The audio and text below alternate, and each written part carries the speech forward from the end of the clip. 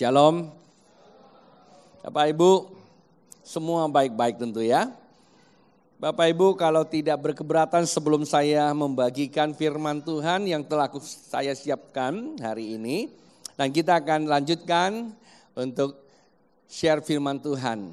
Supaya dasar pemikiran saya temukan beberapa hal terutama sejalan dengan main topik untuk setahun ini. Kita masuk kepada fase kedua yaitu pengenalan akan diri tentunya. Pertama adalah menyangkut Allah dengan iman. Sekarang kalau kita sudah mengenal Allah, bukti daripada seseorang mengenal Allah karena dia akan mengenal dirinya. Kita tidak tahu siapa kita kalau kita belum temu dengan orang tua kita. Kita juga tidak tahu dasar dari mana kalau kita tidak temu orang tua kita. Kalau saya temukan orang tua saya dari Jawa, saya tahu bahwa saya adalah orang Jawa. Tapi kalau saya temukan orang tua saya di hutan, Anda sendiri akan menjawab siapa saya. Demikian juga Anda. Itulah sebabnya pembukaan tahun 2017 kita diminta oleh Tuhan, kenalilah Allahmu dengan baik, supaya engkau akan mengenal dirimu dengan benar. Nah, di dalam share saya yang ketiga ini, pengenalan dirimu, apa sih yang terkandung di dalamnya? Itulah sebabnya saya mengambil suatu topik yaitu terputusnya kasih karunia. Nah, kalau kata terputusnya kasih karunia berarti ada sebuah landasan yang seharusnya Anda dan saya tidak boleh lepas. Namanya apa? Kasih karunia. Bilang, kasih karunia. Kasih karunia menjadi sebuah ungkapan yang terkadang sangat menakutkan, juga sangat menyenangkan. Mengapa? Karena barang yang bagus cenderung iblis merusaknya.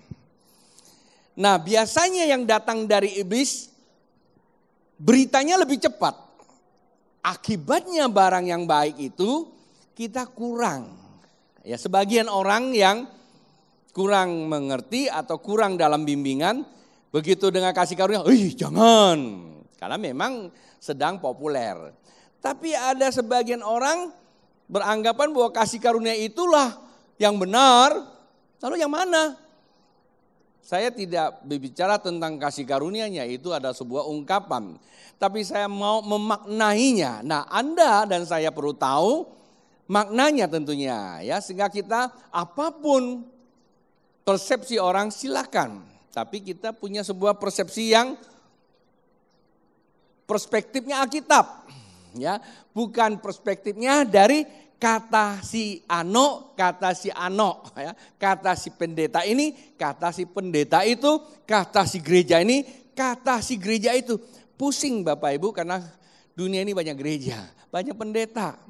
Ya, ada yang aneh-aneh dan ada yang biasa-biasa, ada yang kuno-kunoan, ada yang kekini-kinian, nggak tahu yang mana.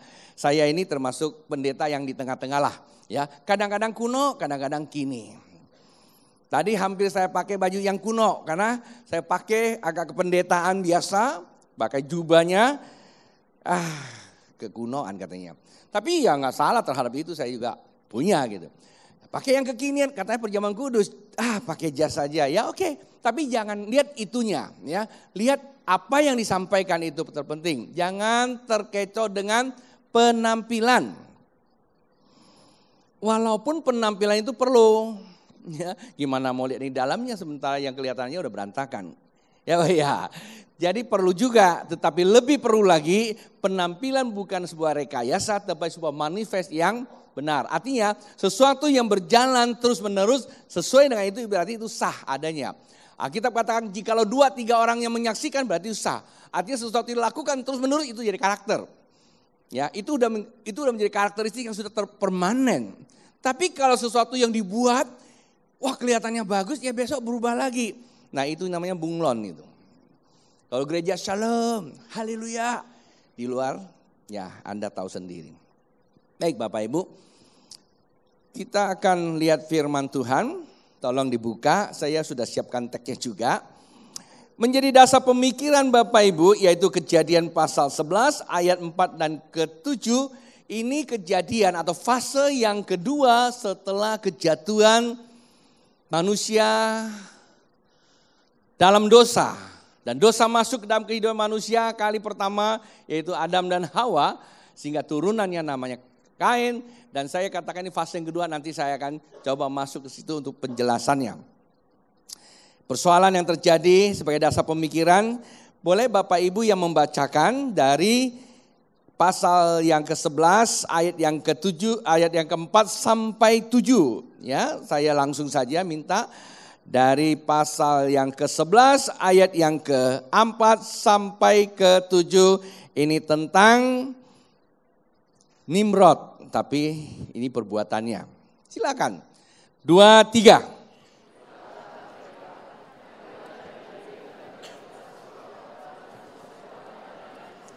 Marilah kita.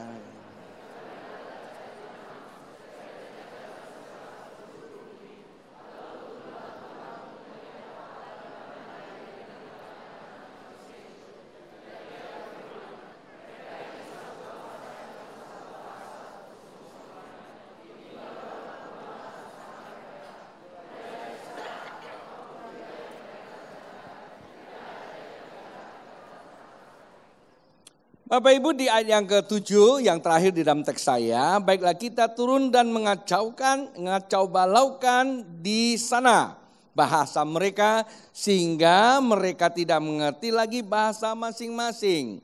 Anda bayangkan kalau tidak mengerti bahasa masing-masing, bukankah itu menjadi persoalan ya? Kalau Anda pernah ke luar negeri, Anda akan temukan persoalan kalau Anda tidak mengerti bahasa di situ. Ya, terkadang kita mau marah pun kita nggak tahu marah pakai apa. Kita marah diri kita sendiri biasanya. Nah, kondisi seperti itu terjadi di dalam pembacaan kita. Artinya kalau saya boleh bilang ini peristiwa Babel, kekacauan terjadi bagi dunia di sini.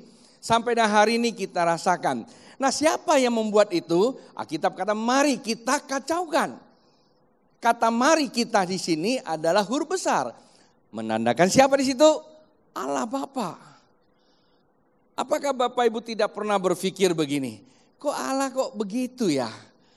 Allah kan baik, Allah kan penuh kasih. Tapi mengapa Allah turun dan mengacaukan mereka? Pasti ada alasan. Pasti ada alasan. Sebenarnya kata Allah turun untuk mengacaukan bukan berarti Allah itu nggak punya kerjaan datang lalu ngerusakin. Saya ambil contoh kalau Anda punya sebuah mobil. Dan kalau mobil itu secara manualnya atau menu booknya mengatakan harus menggunakan bahan bakar solar. Ya sederhana. Tetapi Anda menggunakan bahan bakarnya bukan solar, minyak tanah seumpamanya. Ya minyak tanah mesti beli, mati ya masih beli. Tapi yang paling murah ya air lah. Anda pikir air kan sama aja cairan juga kan? Walaupun bau-baunya nggak ada, campurkan sajalah 50-50. Anda masukkan yang penting full tank. Saya mau tanya kira-kira si pembuat mobil itu perlu nggak kirim teknisinya datang ngerusakin mobil Anda? Perlu nggak? Ya nggak perlu, ya akan rusak sendiri lagi. Ya Pak ya? Nah seperti itulah kenapa manusia di bawah masa fase Nimrod terjadi seperti itu, pasti ada alasannya. Bapak Ibu, disinilah terjadinya, terputusnya kasih karunia. Jadi kasih karunia sekali Allah sediakan buat Anda dan saya, itu tidak pernah Allah tarik kembali. Tetapi itu akan terputus manakala Anda dan saya tidak menjalankan perintah-perintahnya. Dan itu perlu dicatat. Jadi kesimpulannya kasih karunia diberikan secara kekal. Betul. Tetapi bukan berarti kasih karunia lepas dari tanggung jawab. Bisa diulangi? Kasih karunia diberikan secara anugerah. Kekal adanya. Ya itu Anda mesti tahu. Dan kalau Anda dengar khotbah seperti itu, aminkan. Tetapi bukan berarti lepas dari tanggung jawab. Jadi kalau Anda diberikan hidup, itu pasti hidup. Tapi bukan berarti Anda tidur terus. Tidak perlu buat apa-apa. Paling tidak Anda perlu makan. Ada fase-fasenya. Ya kalau masih bayi iyalah. hanya cukup dengan nangis, papi maminya sibuk akan memberikan asupan sesuai dengan Anda, keadaan Anda. Kalau bayi ya dinete atau disusui. Ya gitu kan? Nggak mungkin dia kasih sambal terasi. Habis itu anak. Nah kalau dia sudah besar, ya sudah berkumis terus masih owek-owek terus, Anda mau? Saya punya anak 4. Empat-empatnya terlibat saya di dalamnya. Iya dong, kalau nggak repot juga. Ya, terlibat dalam semua hal. Di dalam produksinya, di dalam perawatannya. Nah waktu kecil dia kalau uwek, sibuk saya karena nyak yang diamkan, saya yang bikin susunya. Ya maksud saya bikin susunya, saya yang apa itu? Ya susu sapi lah ya.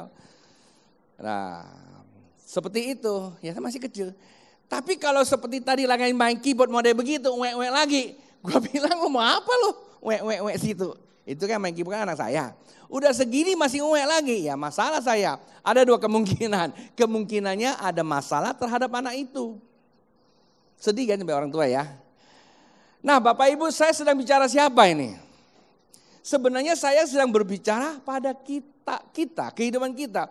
Ada di mana tentang pemahaman kita, ya, pemahaman kita tentang kasih karunia itu. Ada orang menjadikan kasih karunia seperti itu. Seumur hidupnya cuma uwe aja datang. Tidak seperti itu Bapak Ibu, ada tanggung jawabnya. Bilang, ada tanggung jawabnya. Kalau Bapak Ibu hari ini bisa dengar khotbah saya, baik yang langsung maupun yang dari siaran. Tanya pada dirimu, sudah berapa lama jadi orang Kristen? Apakah masih uwe terus? Ya, gimana sih Be yang namanya uwe? Ya dikit-dikit nangis, kayaknya nggak dilayani, nggak dipandang, nggak ditegur, nggak diapain lagi, nggak diulus-ulus. Seperti itu. Memang sih enak kalau diulus-ulus terus ya. Tetapi lebih enak lagi kalau kita bisa ulus-ulus orang. Lalu ada kalimat katakan terima kasih ya, Anda telah memperhatikan saya. Oh itu luar biasa. Jauh lebih baik kita melayani.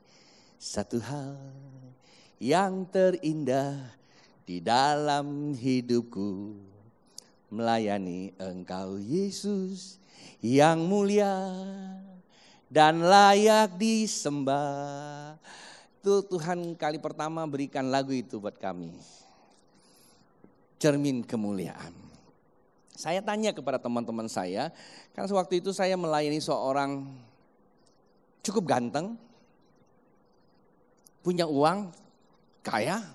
Ukuran kaya yang saya maksud standar lah. Punya pacar cantik. Masih muda, usia 20-an, namanya Suprapto. Saya masih ingat namanya, Suprapto. Ya hampir sama gantengnya, agak mirip-mirip Prap. Edi ada, salah satu tim saya Edi ikut. Dia bawa mobil cukup mewah datang ke pacarnya, sebenarnya tujuan datang itu cuma hanya sekedar ya nengok aja mungkin karena kangen ya. Biasa kalau pacaran itu cintanya masih setinggi gunung, bahkan gunung bukan bukit. Walaupun gunung antar gunung jembatannya juga kaca nggak masalah karena ada cinta, tidak ada kengerian. Orang berkata walaupun nun jauh di sana di mulut macanku datang, wih, itu waktu pacaran. Padahal kalau sudah punya anak nggak punya waktu. Ini dari kantor katanya ya, dari kantor lalu siang hari datang sana baru buka pintu. Baru ada salam-salaman, ya saya nggak gitu jelas lagi ceritanya, tiba-tiba jatuh. Bukan tersungkur tetapi jatuh saja, lemes, lalu dibawa ke rumah sakit. Selama berbulan-bulan tidak pernah menyadarkan diri. Dan ketemulah kami itu melayani. Saya melihat anak muda ini saya nangis, usia masih muda. Harusnya orang seperti itu masih punya masa depan yang cukup panjang. Bisa diproduk dari orang nih. Punya potensi yang besar. Itulah sebabnya saya sudah berkata kalau Anda mau cari harta karun gak usah jauh-jauh. Ada di kuburan. Kenapa? Karena ada begitu banyak rencana Allah yang besar. Potensi yang besar tidak tereksplorasi, tidak dikeluarkan. bawa mati. Kalau ada alat untuk kita ukur tuh berapa banyak. Tapi kalau terukur begitu banyak potensi yang terkubur, kita cuma kata sayang ya. Nah, yang tidak ada kata sayang ada di dalam diri kita. Nah, itu masih bisa dikeluarkan. Saya berpikir seperti itu Bapak Ibu.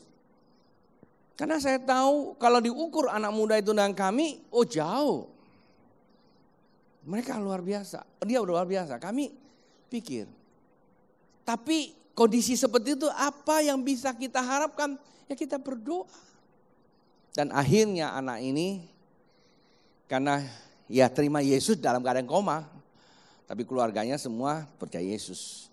Saya tanya para tim saya yang masih muda-muda semua. Ada yang juga muda tersinggung, ada yang muda macam-macam gitu loh. Ya anak muda itu muda macam-macam ada. Nyatanya berapa orang sampai hari ini sisanya ya segelintir. Ada yang kemana pergi saya tidak tahu. Saya tanya kepada mereka, mana yang kau pilih mau dilayani atau melayani? Pada saat waktu mereka kami mau melayani, tiba-tiba nyanyiin keluar. Satu hal yang terindah di dalam hidupku, ditulis oleh Edi.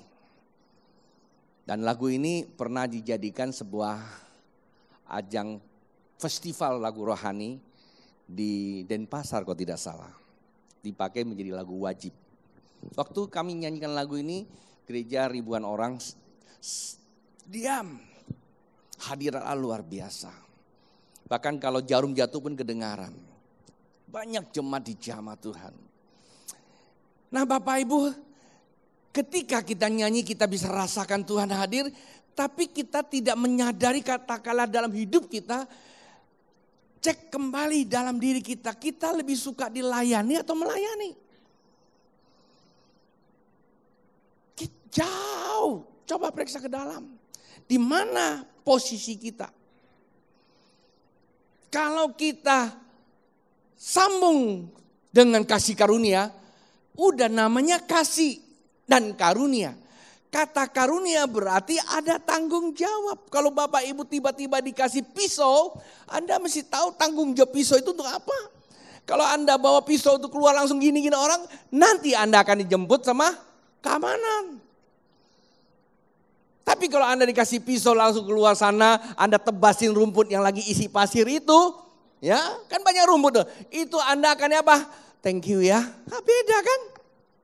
Halo, mengerti nggak? Karunia itu seperti itu, tanggung jawab. Jadi setiap daripada kita fungsinya apa? Gereja bukan tempat perkumpulan untuk kita menatap kiri kanan, melihat apa yang tersedia, apa yang dapat saya ambil. Kalau saya tidak bisa ambil, maka saya akan kuciwa.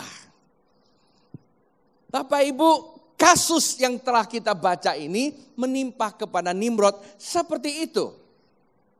Nimrod merasakan kasih Allah itu jauh. Dia tahu ada Allah, tapi dia tidak merasakan. Pertanyaannya, apakah kasih Allah itu tidak ada? Ada, hanya saja dia tidak memiliki pengalaman pribadi. Maka dibangunlah menara, tujuannya apa? Untuk mencapai kepada Allah. Dikatakan membangun menara Kalangi Sky. Di Cina ada satu gunung namanya Tianmen, ya, atau disebut Heaven Gate, pintu surga. Waktu kami datang, leadernya bilang itu dulu ditabrak sama pesawat lobang. Saya pikir iya pesawat model apa ditabrak, ya udah ya percaya ya nama dikasih tahu. Dan begitu sampai saya tanya saudara saya, Bud nggak masuk di akal lobang sebesar itu ditabrak ke pesawat, dia bilang. Lalu rupanya bukan soal ditabrak sama penterjemahnya salah menerjemahkannya. Lobang itu memang secara natur ya, secara alam. Itu namanya fenomena alam sudah ada. Hanya saja pesawat seringkali keluar masuk dari lubang itu, bisa atraksi. Cuma salah diterjemahkan, dikirain ditabrak berlubang seperti itu. Nah, saya mengambil kesimpulan begini buat Anda, ya. Nah, terkadang begini Bapak Ibu, kita lebih percaya kepada hal-hal yang kelihatan, tetapi kita kurang percaya kepada perjanjian. Kalau ada yang kelihatan, ini loh Tuhan, saya bisa saja bilang itu heaven gate juga. Nanti Anda akan datang ke sana, inilah gerbang sorga. Kita panjat ke atas, yang penting lingkarin saja lubang itu, pasti punya modal masuk sorga. Matang loh kalau begitu. Bisa enggak? Bisa saja saya sebagai pendeta mengiyakan. Kenapa? Ada banyak hal cerita-cerita yang ada hubungan dengan Alkitab. Saya sudah tulis renungan, suatu hari saya akan buat seminar itu. Saya belajar waktu itu di Taiwan tentang orang Majus. Dan ada dua hal yang saya dapatkan dari kata itu, dari pendeta yang di Taiwan sama orang yang tinggal di situ. Ya, sudah, saya tidak usah terus supaya khotbah saya ini bisa nyambung selesai. Lain kali saya cerita tentang orang Majus. Nah Bapak Ibu, sebenarnya ini ada sebuah peristiwa orang yang ingin membangun yang kelihatan. Supaya dia akan membangun sebuah kota. Kota itu berbicara kehidupan supaya tidak terserak di perjalanan hidup ini. Tuhan tidak berkenan kepada orang yang mempunyai ego seperti itu. Ketika seseorang punya ego seperti itu, secara tidak langsung orang itu memutuskan kasih Bapa. Kalau memutuskan kasih Bapa, karunia yang pegang ini menjadi karunia yang tidak memiliki dasar ilahi. Yang ada kasih karunia menjadi kasih sunya. Seperti sebuah balon yang lagi terbang. Pernah bertanya enggak balon bisa terbang? Apa sih yang membuat dia terbang? Apakah balonnya terbang sendiri? Enggak seperti itu. Di dalamnya ada cairan yang lepas dari hukum gravitasi. Itu gas. Ketika ada di dalamnya, maka dia akan mengangkat balon itu ke atas udara. Coba kalau gas dalamnya hilang, bisa terbang enggak? Bisa juga terbang. Tapi kemana-mana dia. Bentar lagi jatuh. Layang-layang ku pandang. Itu lagunya Kus-Plus dulu. Terbang tinggi melayang, putusnya benang, kemana dia jatuh gak tahu katanya. Nah saudaraku, ini fase yang kedua menyebabkan kekacauan sampai hari ini munculnya namanya agama. Sebenarnya ini cerita tentang apa? Agama-agama. Hari-hari ini ada begitu banyak munculnya keyakinan-keyakinan yang dibangun atas dasar intelijensi atau kemampuan manusianya membuat arah hidup. Nggak salah juga karena kita perlu, ya. Tetapi itu terbatas. Nah, dari sini cikal bakalnya. Ini fase yang kedua. Fase pertama kan Kain, ya. Kain juga sama, karena dia tahu ada Allah, ingin menyembah Allah, tetapi bukan apa yang Allah inginkan, tetapi apa yang dia inginkan. Dan di situ penyembahannya tidak berkenan kepada Allah. Disitulah terjadi sebuah kekacauan dari masa ke masa sampai kepada masa penghukuman air bah. Nah, Nimrod itu juga sama, sampai hari ini gereja juga terimbas yang namanya kekacauan. Sampai hari ini gereja kalau tidak hati-hati juga terimbas yang namanya kekacauan. Saya lihat satu pemahaman, kalau Bapak Ibu ikuti sejarah, Tiongkok ada beberapa daerah yang saya kunjungi tapi sebelumnya terlepas dari Tiongkok. Ya seperti Tibet, Mongol dan Macau, Hong Kong, ya yang itu saya tahu sekarang sudah balik. Nah, Bapak Ibu, waktu mereka terputus dari kesatuan Tiongkok, konon katanya kehidupan mereka cukup memprihatinkan. Kalau Anda pernah membaca zaman dulu, padahal kalau kita lihat Tiongkok itu pun kemerdekaannya baru kurang lebih cukup Saya kira dia lebih masih muda, kalau tidak salah 49. Pada permulaan merdeka, 20 tahun dia merdeka, saya pernah ke Hong Kong, saya pernah diceritakan kondisinya cukup memprihatinkan juga. Hanya ada gunung namanya Tengsua, ya hanya ada gunung-gunung. 20 tahun kemudian waktu saya datang ke sana tahun 2000 berapa saya lupa. Saya hanya ke satu bagian kota saja yaitu Shenzhen dan Guangzhou. Saya kaget, hanya 2 dasawarsa itu perubahannya luar biasa. Nah kemarin kami datang, kami jalan berkilo-kilo, beribu-ribu kilo. Yang kami kaget itu adalah infrastrukturnya, jalan yang terorganisir sehingga bentangan sekian ribu meter bukan hanya tembok Cina tapi jalannya aja. Menerobosi gunung, melobangi gunung, melintasi laut dan sungai. Saya terkagum melihat seperti itu yang dibuat, tujuannya apa? Menyatukan. Rupanya kesatuan itu sangat penting buat setiap kehidupan. Bilang sama kiri, kesatuan itu penting. Herannya manusia maunya terpisah gara-gara satu kalimat saja, gara-gara kopi nggak cocok dengan selera 5 cm bisa terpisah suami istri. Padahal perjalanan jauh, suami kerja berhari-hari, kerinduan suami itu pulang menikmati hubungan kasih suami itu nggak usah bohongin lagi deh ya. Tetapi sampai di rumah sang istri menyajikan kopi agak pahit, lalu suaminya bilang, lu pulang-pulang kasih gua kopi pahit, lu habis belajar sama siapa kopi seperti itu? Kalimat seperti itu sederhana tetapi menusuk hati. Gua udah bikinin udah bagus, nah lu bayangin aja. Berkilo-kilo dan berhari-hari ingin melepaskan rindu, hubungan kasih mesra, tiba-tiba sepanjang malam tidurnya utara dan selatan arahnya. Dan itu terjadi sampai dengan hari ini. Iya Pak ya, mungkin saya lagi ngomong gitu tiba-tiba Anda merasa, iya saya begitu ya. Cuma satu kalimat. Nah saya lihat Bapak Ibu kesatuan itu penting. Nah adanya infrastruktur itu menyatukan seluruh wilayah. Dan yang saya kaget kehidupan itu sulit untuk saya pisahkan. Dulu saya bangga dengan negara tetangga.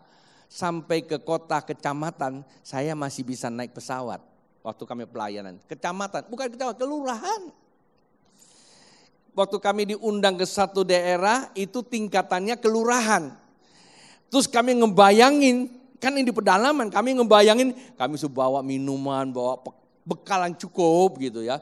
Karena nggak bawa handuk mikirin aduh sampai sana gimana, bakal nggak mandi nih berapa hari atau dipinjam handuk yang punya rumah. Kami ngebayangin seperti itu. Begitu sampai saudaraku di situ ada mall, ada hotel, ini negara tetangga. Dan katanya nggak perlu naik mobil sebenarnya ada pesawat satu hari 5 kali terbang dari mana ke mana. Nggak saya sebut tetangga mana, tetangga kita kan banyak. Saya nggak mau cerita di mana negara. Saya bilang luar biasa. Kita kadang-kadang tingkat kabupaten saja udah beli pesawatnya nggak datang gitu loh. Udah beli tiket pesawat nggak datang gitu. Itu kabupaten. Pernah kami mau KKR udah beli tiket hari hanya nggak terbang. Akhirnya naik mobil. Naik mobil kenapa lagi? Macet lagi. Bisa berjam akhirnya kita mesti nginap 1 malam. Itu bayangin aja. Saya lagi tidak jatuhkan negara kita sendiri, itu dulu. Tapi sekarang dengan Bapak Presiden yang baru, lobang lagi, gunung dilobangin, laut dijembatani juga. Ya, maka kita bersyukurlah. Ya, saya tidak lagi kampanye, tapi saya rasakan nikmatnya seperti itu. Nah, waktu saya datang ke Cina, ke Tiongkok itu, saya kaget juga. Hanya tingkatan kabupaten, lapangan udaranya kayaknya saya susah temukan lagi. Bahkan nyaris ya beberapa negara kalah. Artinya mereka sangat memperhatikan namanya kesatuan. Kesatuan penting. Untuk apa? Menyalurkan. Jadi tidak terjadi lagi sekat-sekat itu Bapak Ibu. Sehingga apa yang menjadi rencana pusat itu tersalurkan, kehidupan sosialnya menjadi berubah dan ada pertumbuhan yang luar biasa pesatnya. Kesatuan memberi pertumbuhan. Kesatuan memberi pertumbuhan. keluar dari pemikiran seperti itu dengan dasar firman Tuhan yang kita baca, lalu sebenarnya apa sih yang harus kita pelajari? Mari kita lihat. Alkitab berkata seperti ini. Ya, ada begitu banyak orang tahu Allah, tidak mengenal Allah. Nah, tahu dan mengenal berbeda. Kain tahu Allah, tapi tidak mengenal Allah. Maka penyembahannya seturut dengan egonya. Dan kalau Anda baca kitab Kejadian, kecewa. Akibatnya apa? Terjadilah konflik sosial, terjadilah pembunuhan. Kita lihat turun-temurun di situ terjadilah kekacauan, adanya peperangan sampai kepada Nuh, zaman Nuh, air bah.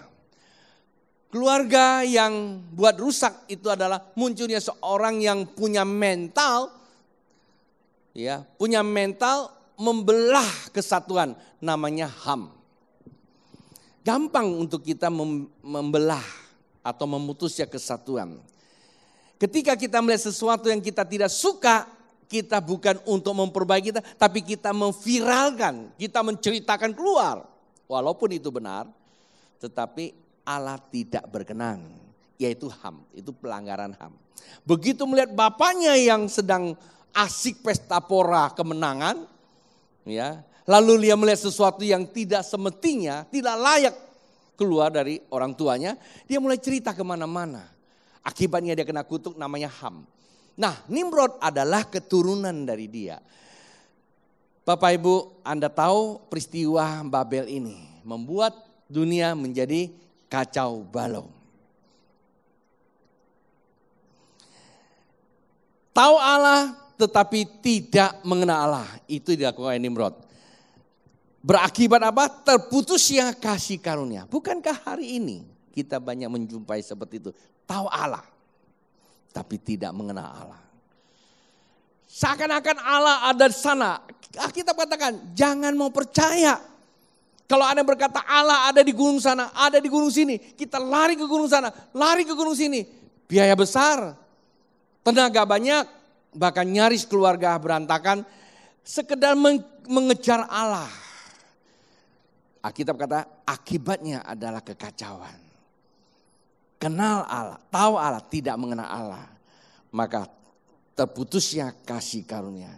Itulah sebabnya kitab Ibrani pasal 12 ayat 15 berkata begini. Saya yang bacakan. Jagalah supaya jangan ada seorang pun menjauh diri dari apa? Kasih karunia Allah. Agar jangan tumbuh akar yang pahit, menimbulkan kerusuhan dan mencemarkan banyak orang. Bapak Ibu, kita mudah melihat dengan mata terbuka kesalahan orang. Itu yang pertama. Kedua, kita memenuhi kebutuhan mata kita secara daging. Hanya mengarah mata kita. Kita ingin sesuatu itu berdasar standar ukur mata kita. Kita kejar, kita cari menyenangkan mata. Tapi kita lupa ada satu mata. Tuhan ingatkan kepada saya sewaktu saya mengambil keputusan pulang ke Jakarta. Padahal saya sudah dikasih tahu sama istri, saya salah. Tapi karena sudah menjadi sebuah keputusan, saya lakukan. Di hari-hari terakhir saya galau keputusan saya. Tuhan bukakan satu nyanyian. Yesus Tuhan, jadikan mata hatiku terang, agar ku mengerti apa yang terkandung dalam panggilan-Mu Tuhan.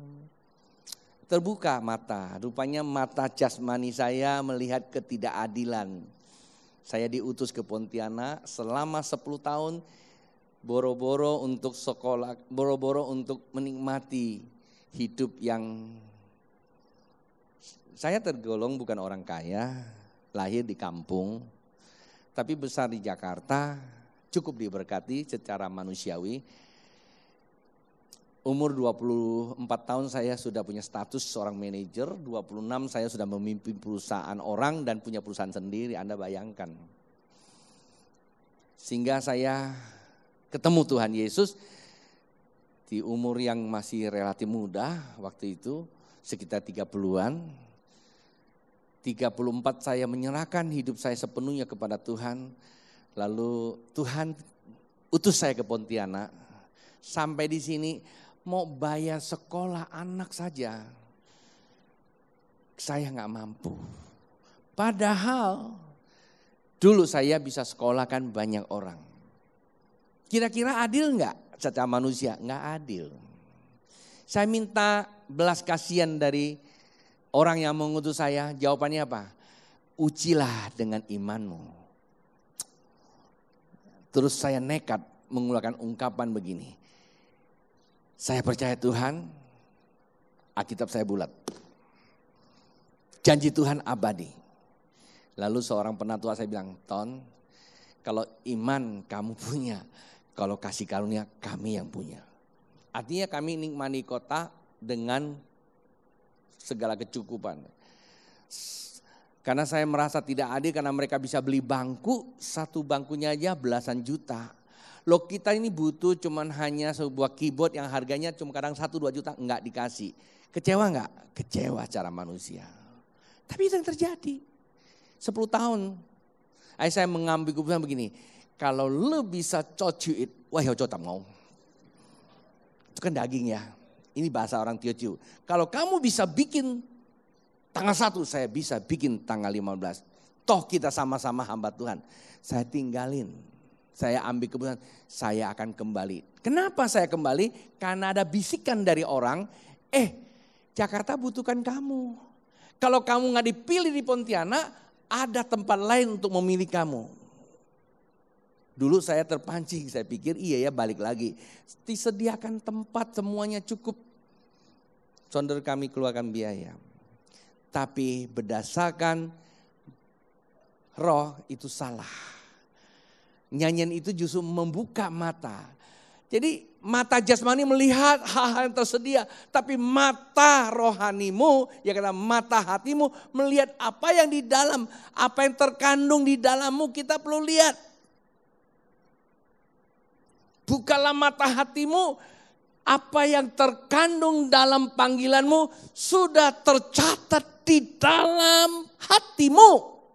Walaupun yang disediakan itu tidak sama dengan yang ada di dalam. Tapi bukan berarti itu terkubur. Saya sempat 3 tahun loh balik Jakarta. Setelah saya dapatkan perintah Tuhan. Kau kembali ke Pontianak. Ku jadikan tahun-tahunmu adalah tahun kesuksesan. Orang semua bilang aku ini stres. Dan saya lihat di dalam itu ada sebuah tulisan. Ketika kami kembali, 2 tahun kemudian terjadi revival sampai hari ini. Apakah Anda pikir sampai ini masih seringkali godaan? Setiap waktu ada godaan maka ada keterlambatan kita untuk memenuhi perintah Tuhan. Hari-hari ini saya ngomong agak keras, kenapa? Saya tidak mau jemaat yang Tuhan kirimkan di sini masuk dalam fase penantian tunggu kematian. Tidak, saya tidak siap. Saya juga tidak mau. Saya mesti kabarkan walaupun terkadang bahasa saya yang saya pilih kata-kata saya atau pilihan kata saya mungkin kadang-kadang juga bisa menyinggung. Saya mohon maaf lah. Kadang-kadang secara manusia saya udah geram juga terhadap yang namanya ketidakadilan. Dunia yang kadang-kadang buat kita kok gampang saja mau diserongkan. Lari sana lari sini.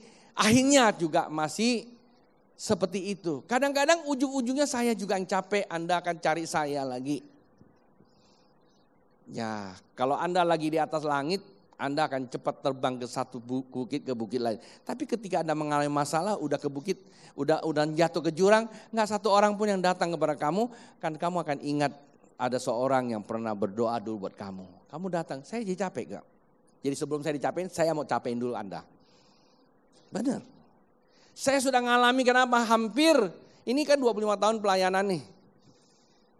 Saya sudah lihat ribuan orang. jika salah, jika putus dari kasih karunia. Tumbuhnya kepahitan. Mengapa kita bisa tumbuhnya kepahitan? Karena putusnya kasih karunia, tidak mengenal Allah. Akibatnya apa? Kekacauan. Menjauh dari kasih Bapa adalah sumber. Bapa itu sumber. Memutuskan karunia ilahi bagi kehidupan sosial, menumbuhkan kesulitan yang membawa kekacauan hidup. Kalau itu terjadi, kasihan kadang-kadang rumah tangga kita yang tidak ngerti apa-apa. Saya ketemu seorang anak, dia nangis kepada papanya. Saya suka sekolah minggu di Masuk 21. Tapi karena bapaknya tersinggung dengan seorang pekerja di sini, dia pindah satu tempat ke tempat lain berlang-lang buana. Akhirnya dia masuk ke sebuah persekutuan namanya Persekutuan Bergengsi Internasional. Kelihatannya memang keren. Tapi saya kasihan sama anak-anaknya. Istrinya pernah datang saya ngeluh. Saya bilang berdoa saja, Bu. Korbannya adalah keluarga. Kasih tahu kira, jangan jadikan orang lain korban atas ketidaktahuan kita, tidak pengenalan kita akan Allah. Kita perlu ada bimbingan. Nyanyikan. Jadikan mata hatiku terang, agar ku mengerti apa yang terkandung dalam panggilan-Mu Tuhan. Kalau kita dipanggil seperti Stefanus, terimalah. Biar tercatat di dalam Alkitab bahwa keturunan kita generasi ke generasi akan mengalami kemuliaan Tuhan. Kalau kita dipanggil untuk menjadi siapa? Paulus, jadilah Paulus. Jangan kita semua pengen dipanggil, kita tentukan sendiri, Tuhan saya mau jadi si A, saya mau jadi B. No. Temukan dalam dirimu apa yang Tuhan percayakan buat kau. Dan itu yang sangat penting Bapak Ibu. Anda akan lihat sekecil apapun kalau engkau tahu bahwa di dalam dirimu itu adalah berkas-berkas Allah. Anda lakukan, tinggal harinya Anda menerima upahnya. Kita akan lakukan banyak hal yang sangat meletihkan kita Bapak Ibu. Tapi di dalamnya tidak ada nota. Hanya kita cuma datang mengharapkan belas kasihan. Saya berharap saya bisa selesaikan supaya tidak gantung khotbah sore. Mari kita lihat firman Tuhan. Firman Tuhan berkata seperti ini. Apa sih yang menyebabkan terputusnya kasih karunia? Roma pasal 3 ayat 23, firman Tuhan berkata seperti, Bapak Ibu tolong perhatikan, saya bacakan saja. Roma pasal 3 23 dan 24 berkata, karena semua orang telah berbuat dosa dan telah kehilangan kemuliaan Allah. Waktu ditulis ada dosa turunan, ada dosa akibat dari para pewarisan, ada dosa yang dilakukan sendiri. Walaupun itu orang dilahirkan masih kecil dan dia belum bisa bikin dosa, tetapi dia adalah keturunan berdosa. Dan kata lain Bapak Ibu, tidak satu orang pun dilahirkan tanpa dosa. Setuju dengan saya enggak? Anda kalau enggak setuju dengan saya berarti Anda tidak setuju dengan firman Tuhan, silakan. Jadi kita adalah semua orang yang berdosa, kita perlu penebusan. Kita perlu penebusan. Siapa yang bisa menebus kita? Yesus. Seperti itu kita hanya berfokus kepada siapa? Yesus. Manusia pandai berbicara. Manusia bisa banyak berbicara. Tapi jangan lupa manusia juga bisa buat kesalahan. Lalu dasar apa yang kita bangun? Atas dasar manusia kita akan keliru. Itulah sebab Bapak Ibu, walaupun teknologi sudah canggih, jangan lupa yang namanya firman Tuhan tertulis entah di gadgetmu, entah di laptopmu, iPadmu, apa pad lah di situ. Yang penting firmannya mesti dibaca. Bukan dibaca sekedar pengetahuan Bapak Ibu, tapi bacalah sebagai pengenalan. Sinta, Anda kenal Ricky di mana? Memang sejak kecil kita kenal di mana? di gereja. Sekiranya kalau Anda belum ke gereja dengar kata Ricky, kira-kira Anda bisa jatuh cinta enggak? Bisa, kalau Anda lagi ganjen aja ya.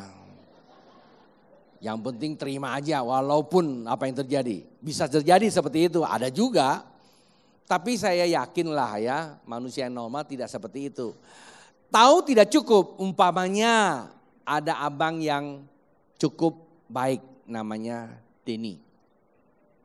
Dia bilang, Sinta kita ini bersahabat. Saya punya adik ganteng loh.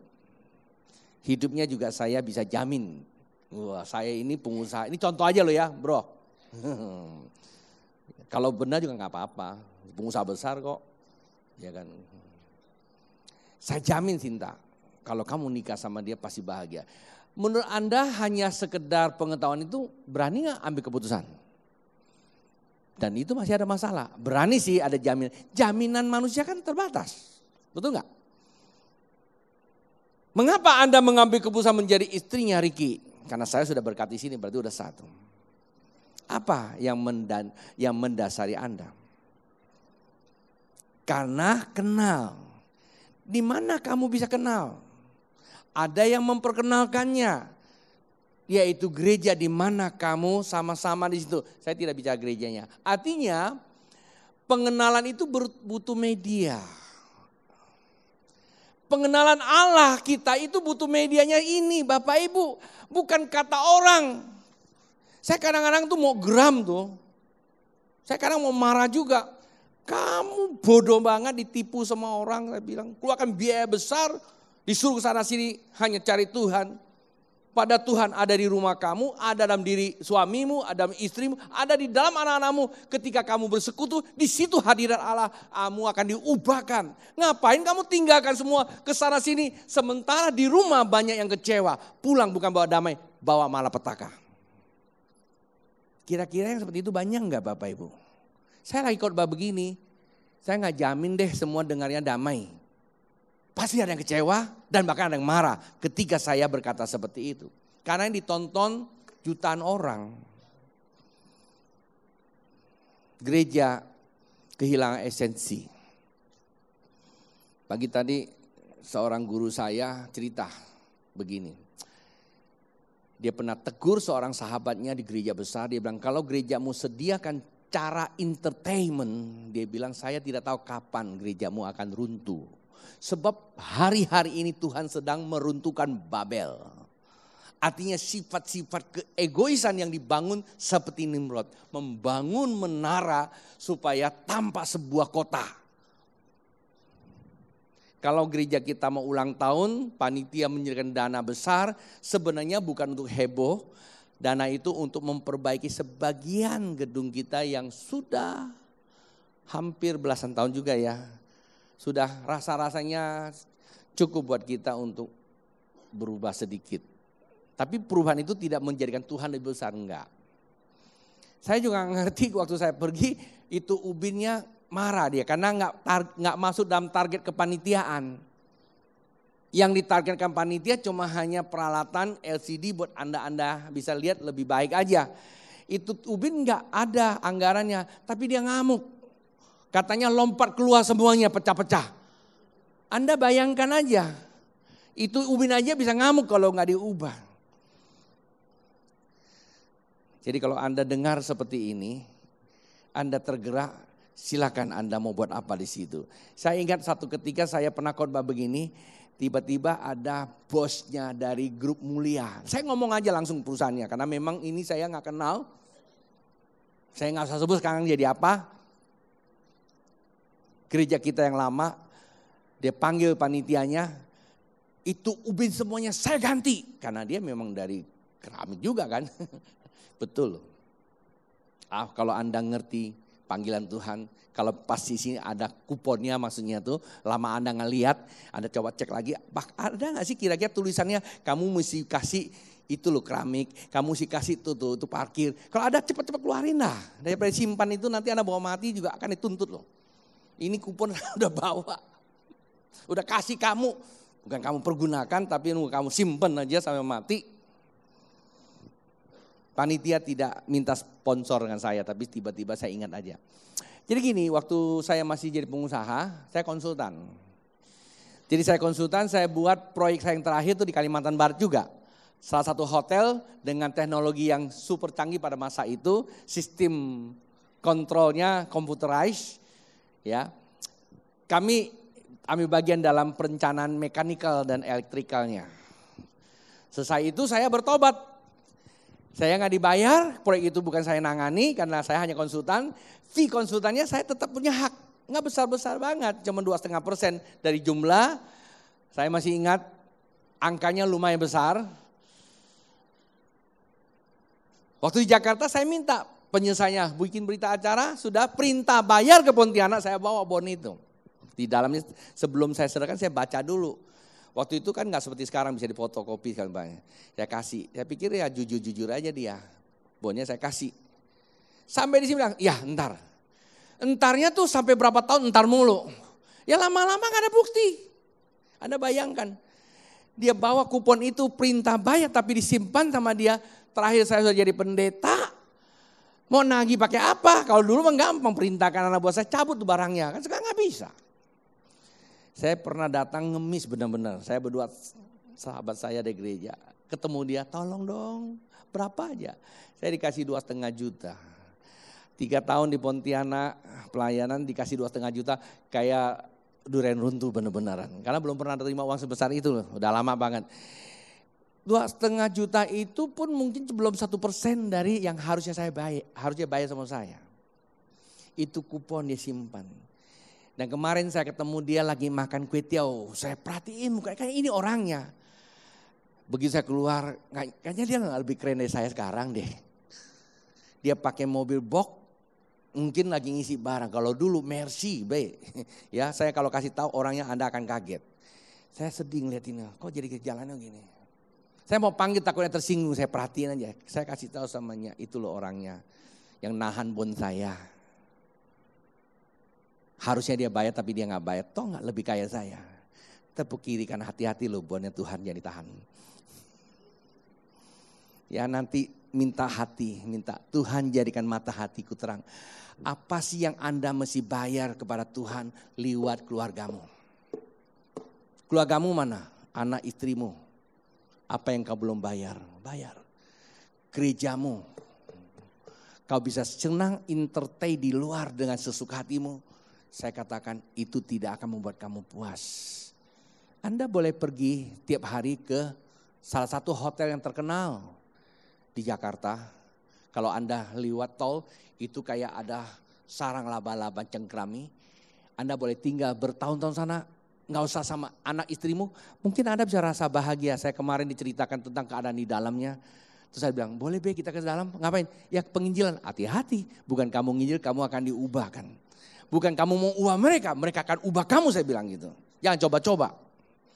Anda bisa tinggal sana rasanya masuk surga dunia. Tapi saya mau katakan kepada Anda, jikalau itu terjadi, itu tidak akan membawa kebahagiaan untuk keluargamu.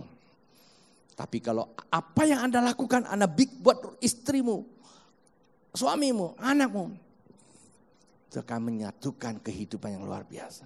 Mengerti gak apa yang saya sampaikan Bapak Ibu? Baik ya, saya bacakan. Jadi apa kata Alkitab? Tadi sudah baca ya saya. Semua orang telah berbuat dosa dan kehilangan kemuliaan Allah. Dan oleh kasih karunia telah dibenarkan dengan cuma-cuma karena penebusan dalam Kristus. Bapak Ibu, apa yang membuat kita putus dengan kasih karunia? Jawaban apa? Dosa. Bersyukur Anda dengan saya. Karena dosa putus dengan kasih karunia sehingga manusia lebih menggunakan kekuatannya sendiri. Tetapi oleh kasih karunia Allah datang untuk mengembalikan kasih karunia. Sehingga Anda dan saya bisa memperoleh. Ya tentu kita mesti tahu bagaimana cara kita kembalikan. Hari ini di dalam share saya akan coba pelan-pelan supaya Anda dapat mengerti. Saya tidak banyak melebar kemana-mana. Paling tidak Anda bisa tangkap esensinya. Artinya dosa menjadi pemicu menjauhnya kasih Bapa. Sama-sama katakan, dosa menjadi pemicu menjauh kasih Bapa. Dosa bilang, dosa. Kenapa? Karena Bapa adalah pribadi yang tak berdosa. Allah tidak benci Anda dan saya. Allah menerima kita apa adanya. Tapi Allah tidak membiarkan Anda dan saya apa adanya. Setiap saat kita bisa datang kepada Allah walaupun dosamu semerah apa? Kermisi. Tetapi ketika kita datang kepada Dia, Dia terima. Tetapi Tuhan Allah akan mengubah kita. Hati kita seperti apa? Salju. Manakala kita tidak mau diubah oleh Allah, kita memilih tetap pada diri kita. Bukan Allah menolak kita. Kita tidak masuk dalam kasihnya Bapa.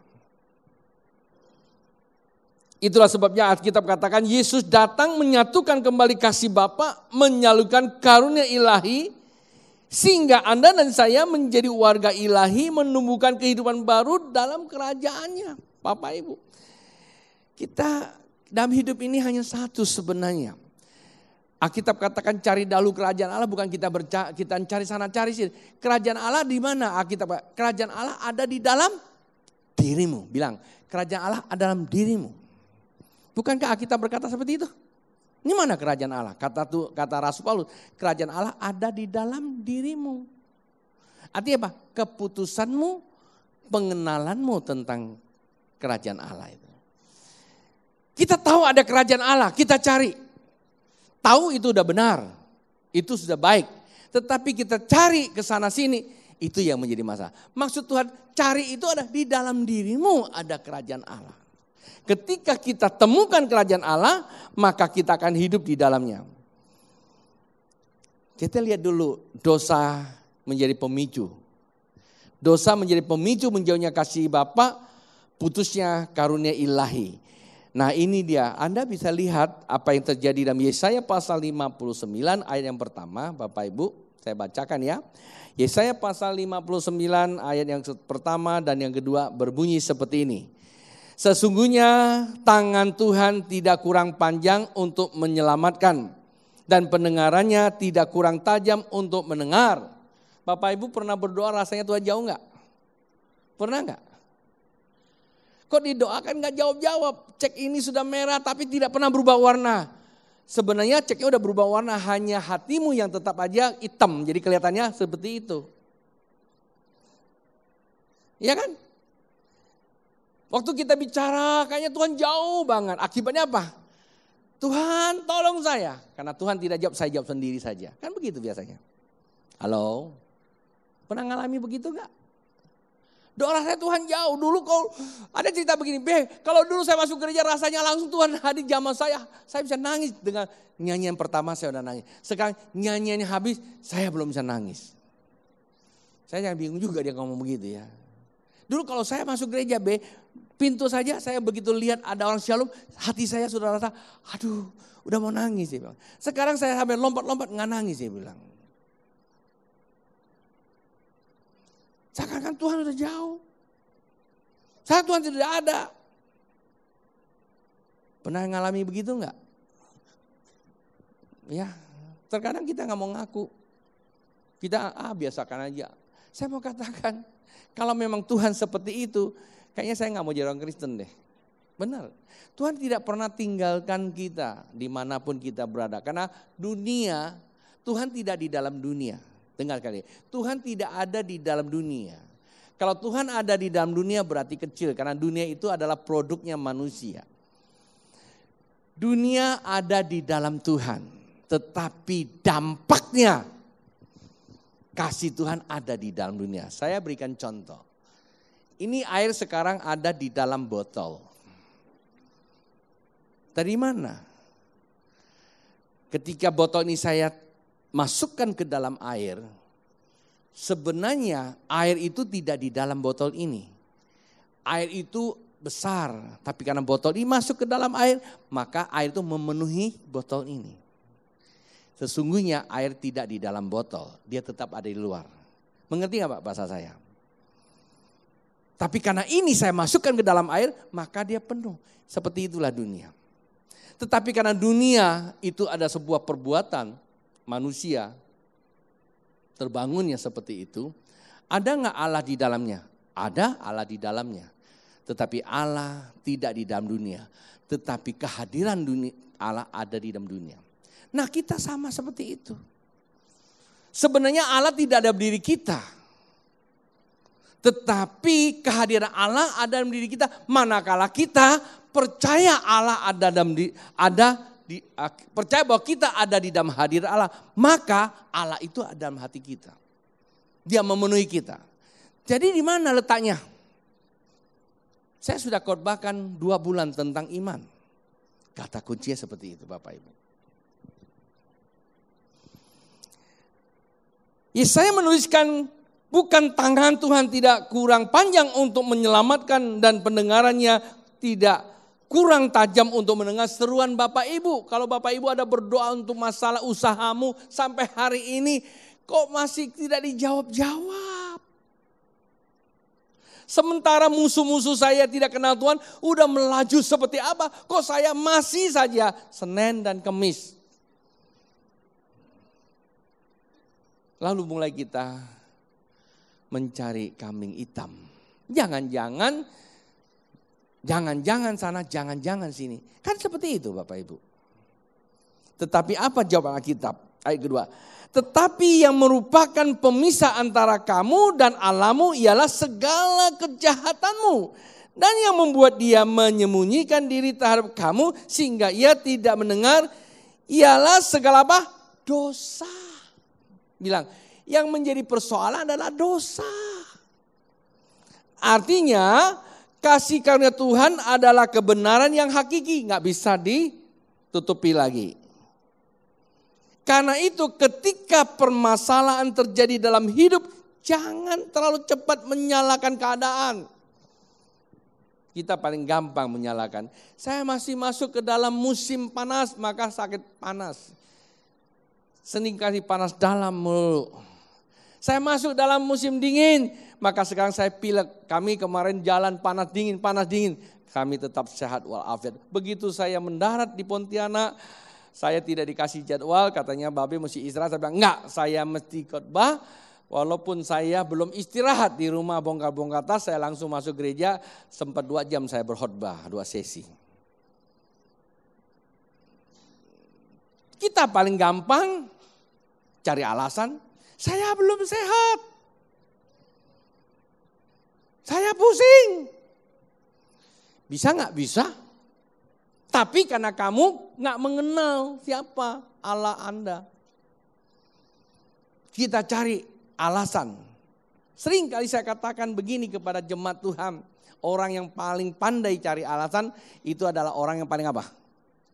Anda yang kasih tahu tuh ya. Orang yang paling bodoh. Bilang kiri kanan, Anda bukan orang bodoh. Maka jangan cari alasan. Yang dicari apa? Kita orang bijak, cari solusi. Cari solusi. Cari Tuhan kita akan temukan itu semua Bapak Ibu. Kecenderungan setiap orang masalah terjadi disebabkan oleh apa? Dirinya sendiri, keputusannya. Jadi ceritanya begini ya. Karena saya baru pulang, jadi kalau banyak cerita tentang perjalanan segar-segar juga kan, maka ikut aja lah. Ya. Pasti ada pengalaman. Jadi kan ceritanya kami udah keliling sana keliling sini sampai yang terakhir masuk ke kota apa namanya? Siang Saji atau apa ya? Tolong Saji katanya. Itu ada jembatan kaca. Saya tuh lagi mikir gini. Dulu saya di Jakarta ada satu restoran.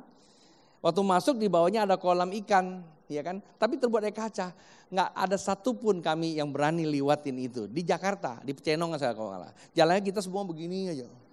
Padahal ikan itu cemplung sana, ikannya kita ambil goreng aja ya. Tapi nggak berani. Kenapa? Itu lantainya kaca.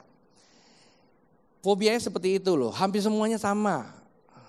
Nah waktu di sana jembatan kaca saya tanya berapa panjang? Katanya kurang lebih 0,5 kilo. Wah, semua tidak ada yang berani, semua udah ketakutan. Saya mulai ingat, ketakutan muncul itu karena dari diri kita. Masa sih pemerintah bikin itu mencelakakan orang? Saya katakan tidak, saya pasti bisa. Saya memperkatakan dulu, saya bisa liwat. Sebenarnya hati kecil juga sama.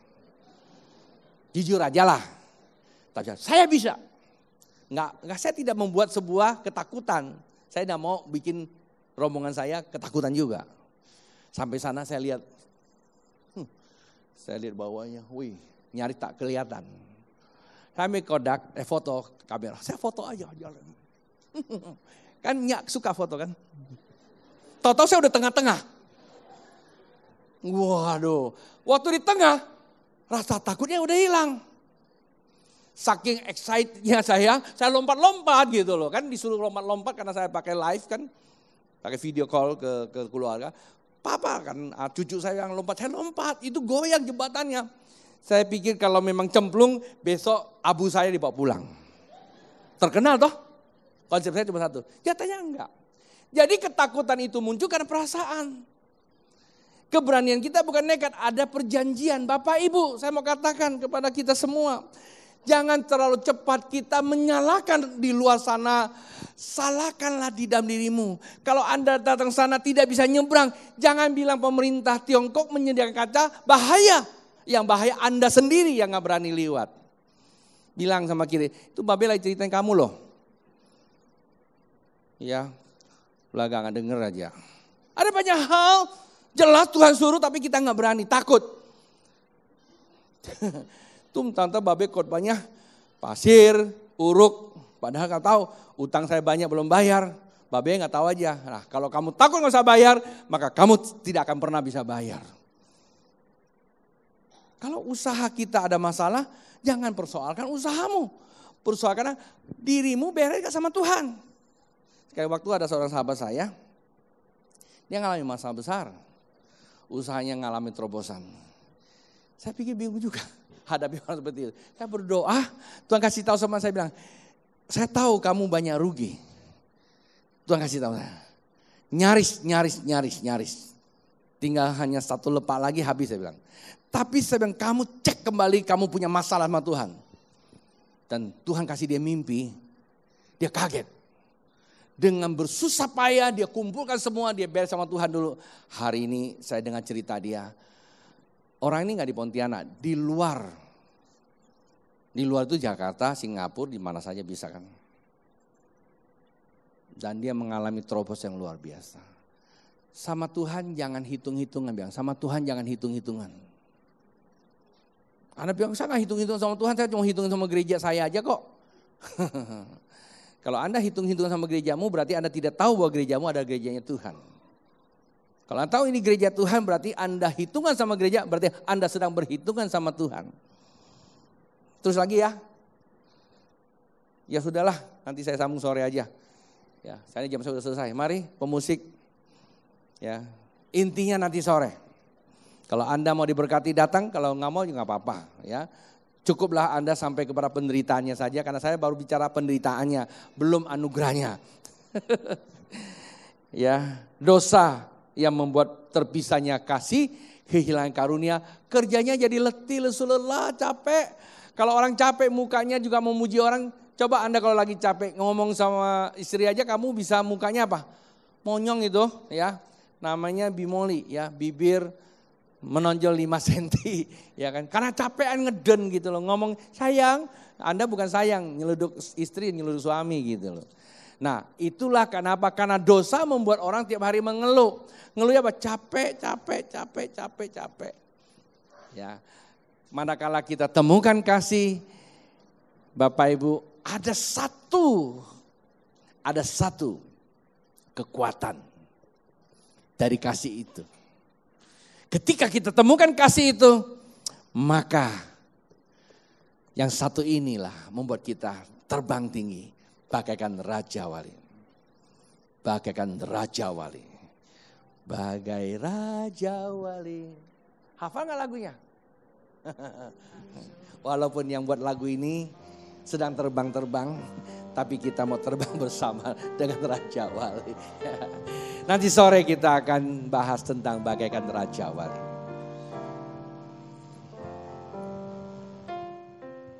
Saya jemput Bapak Ibu bagi berdiri. Raja Wali melintasi langit biru, bagai Raja Wali melintasi badai hidup.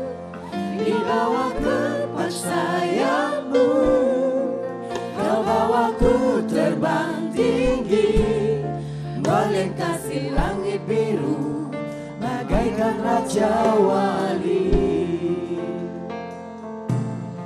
Aku ingin selalu berada di hadirat-Mu. Aku ingin selalu berlindung dalam naungan-Mu. Di bawah kepak sayap-Mu, Kau bawaku terbang tinggi, melintasi langit biru bagaikan Raja Wali. Bagai Raja Wali melintasi gunung tinggi, bagai Raja Wali melintasi badai hidup. Di bawah kepak sayap-Mu, Kau bawaku terbang tinggi, melintasi langit biru bagaikan Raja Wali. Bapak Ibu mau bagaikan Raja Wali? Anda akan terbang tinggi, Anda tidak perlu mengeluarkan biaya yang tinggi. Sebab yang terbang adalah Raja Wali. Siapakah Raja Wali itu? Dia adalah roh. Dia adalah kasih. Dan dia akan membawa Anda punya kemampuan ilahi. Saya nggak bisa terbang. Kemarin kami ilustrasi dalam terbang dengan Raja Wali. Lihat fotonya, bukan dia foto. Lihat videonya. Rasanya kepengen tuh terbang di atas Gunung Avatah. Namanya Gunung Haleluya. Ya, ada Gunung Haleluya. Kalau Anda nonton film Avatar, itu kan terbang tuh. Nah, kami coba ilustrasi terbang dengan Raja Wali. Wah, ngeliatnya nikmat banget. Tuhan berikan inspirasi buat saya. Seharusnya kita hidup seperti itu. Jelas, Raja Wali adalah pandangannya. Tidak pernah salah. Raja Wali posisinya bukan di bawah, di atas. Raja Wali cengkeramannya kuat. Ular pun tidak akan sanggup. Dan Raja Wali selalu dalam keseimbangan. Artinya dia memiliki iman yang di atas. Dia memiliki visi yang panjang, jelas. Dan dia memiliki kemampuan untuk bekerja. Yang terpenting adalah memiliki integritas. Nanti malam, mari kita berdoa. Bapak, terima kasih untuk sesi ini. Kami menyadari bahwa keterbatasan dan kami juga harus mengakhirinya. Hamba berdoa, biarlah apa yang telah dibukakan itu menjadi berkat bagi kami. Bahwa kami tidak boleh terputus dari kasih Bapa, supaya karunia ilahi untuk kami sanggup untuk mengeksekusi apa yang sudah menjadi bagian kami yang selama ini terkubur ya Tuhan. Kami tidak mau menjadi orang yang terbilang 1 talenta menguburkan karunia itu. Kami mau belajar menjadi orang yang punya 5 talenta dan yang 2 talenta. Kami mengeksekusikan, Tuhan tambah-tambahkan. Itulah sebab Tuhan berkata kepada mereka yang tidak punya, dia akan diambil. Tetapi pada mereka yang punya, Tuhan akan tambah-tambahkan. Barang siapa yang memiliki keimanan seperti itu, Tuhan akan tambah-tambahkan dia. Dari iman kita akan membangun iman berikut. Tetapi dari iman yang takut akan membunuh iman berikutnya. Bapak Ibu, hari ini saya berdoa supaya setiap pribadi mengalami sebuah perjanjian abadi. Yaitu hidup di dalam kasih karunia. Bukan ketakutan, tetapi ada keberanian. Setiap mereka Tuhan yang mendengar dan yang percaya. Dan yang mau melakukannya, mereka akan mengalami sebuah penuaian besar. Sebab kasih karunia Tuhan telah menjanjikan.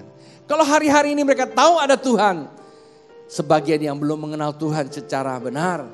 Sehingga mereka masih mengenal dirinya, keputusan dirinya, berjalan dengan egonya. Tuhan, kalau saja kesalahan hamba-Mu di dalam penyampaian, biarlah ada kuasa pengampunan melepaskan mereka.